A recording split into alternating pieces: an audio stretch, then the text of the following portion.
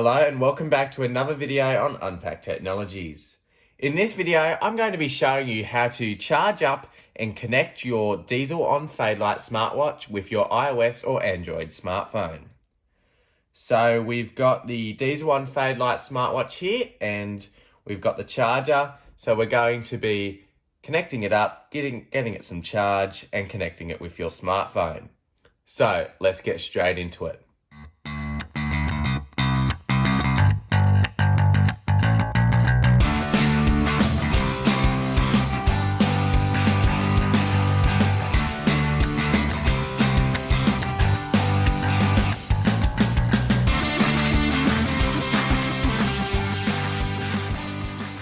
So today we've got the Diesel On Fadelite with its charging cable here, and it's just a standard USB-A cable. So I've got my iPhone adapter here, and we can just plug it in to there, and then plug it into a power source. So that will then, once you plug it into the power source, you can then get your connector and put it onto the back of the Diesel On Fadelite. So we'll do that now. And it just gave a little vibration and it's starting to boot up now. It says Diesel On. So we'll just let it boot up. And it's now booting into the Wear OS, a little animation for when you first boot it up. So we'll just wait for it to load.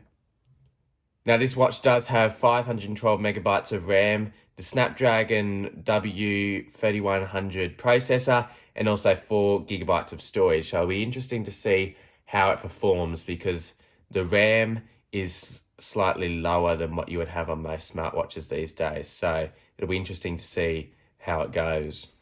So you can see it says Wear OS by Google, and it's starting the welcome screen. So now you just tap to begin. So now once you've tapped on that little animation, you'll see the language selector screen. So you can just either use your finger to scroll through or use the little dial. And we'll just, you can just choose your preferred language option here. So for this, I'm just going to choose English here. And you'll see it starts to load into the next screen. Now it asks you to agree to the terms of use, so once you've read them, you can just click agree. And now it says, on your phone, download and open Wear OS by Google. So then you'll be connecting your phone to your Wear OS device, and it gives you a little code here. So now we'll get the phone and download the Wear OS app, and then proceed to the next step. So now that we have charged the watch a bit, I'm going to be connecting it to this iPhone 11 here. And as I mentioned before, this watch can sync with anything from Android 6.0 or later and also iOS 10 or later. So it supports quite a wide range of devices. So for an iPhone, you'll be going to the App Store, clicking on the search menu, and then you'll type in Wear OS. Like so, and then just click search. Now you'll see some search results like this. Just scroll down and then you'll see the Wear OS by Google app. So just click that.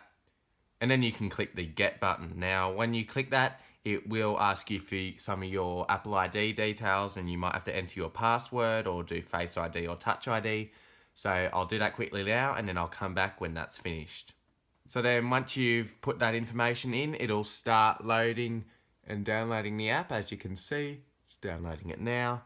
So we'll just wait for that to finish and I'll come back when this is completed. Okay, so you can see it's finished downloading, so you can just click the blue open button and then it will open the Wear OS app. Now you can just click start setup and then it asks you for the terms of use. So once you've read them, you can click agree. And then it asks you to send diagnostics information to Google about their services. I'm just going to click no thanks for now.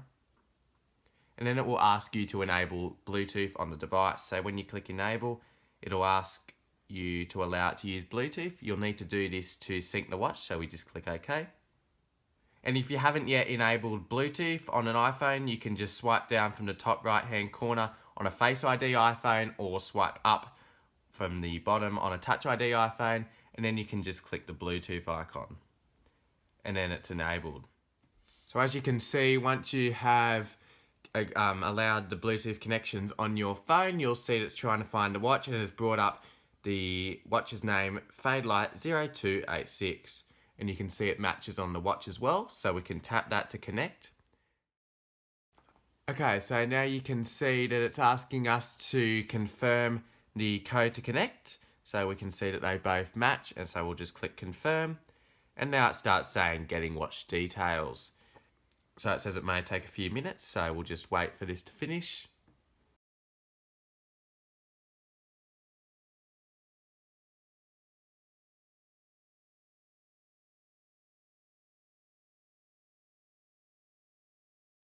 So you can see now it has moved to the screen where it says get the latest updates.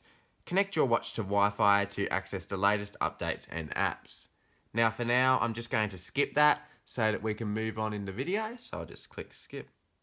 And now it would like you to sign in with a Google account.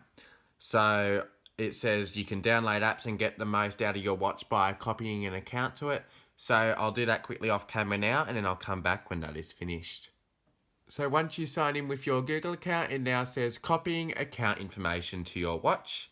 And it says you'll be asked to confirm your identity in a few moments. So we'll let that do its thing. And now it says check your calendar to see your agenda and get event notifications. Sync your phone's calendar. So I'll click sync.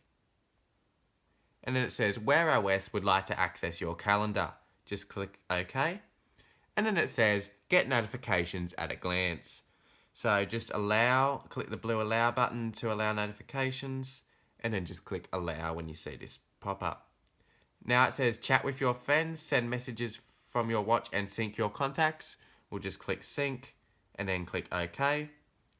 Then it says local information. You may use the location from your phone, or the watch GPS is available.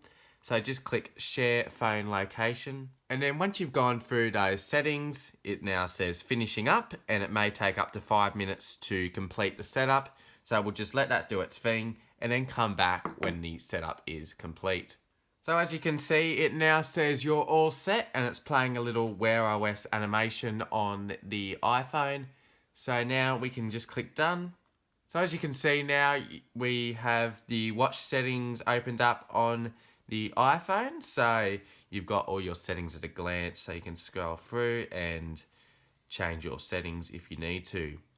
Now on the watch, it's still saying iPhone 11 would like to connect, so let's just see if we can get off that. So it looks like we might have to wait for that to load a bit longer. It does say here that it is syncing the watch faces at the moment, because it's got the little loading dial there, so maybe we'll have to wait for that to complete.